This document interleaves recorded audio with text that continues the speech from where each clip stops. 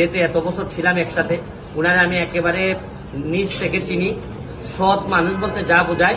তো আমার কাছে মনে হয়েছে যে ঝিনাইদহের নির্বাচনে আমি কেন এই ভিডিওটা করতেছি বা আমি কেন উনারে পরিচয় করাই দিচ্ছি, উনি তো আমার এলাকার না। আমার প্রশ্ন হচ্ছে গিয়ে যে বঙ্গবন্ধু সোনার বাংলা বানাইতে গেলে শুধু আমার হবিগঞ্জের একজন এমপি আমাকে দিয়ে হবে না, বিভিন্ন জায়গায় যারা সৎ লোক আছে তাদের নাম বলে দিতে হবে। ওই এলাকার মানুষ তাকে নির্বাচিত করবে কিনা এটা এলাকার মানুষের দায়িত্ব।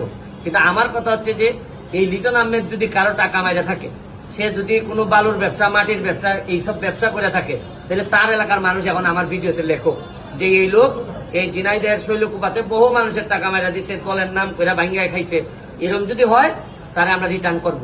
কিন্তু যদি না হয়, সে যদি বঙ্গবন্ধুর আদর্শকে ধারণ করে বহুদিন সে যদি নির্যাতিত, নিপীড়িত, যা যা হওয়ার পরে সে যদি কোনো দুর্নীতি না করে, সে যদি মনে করেন ওই এলাকার নেতা হইতে চায়, আমি মনে করি অন্য এলাকার লোকেরও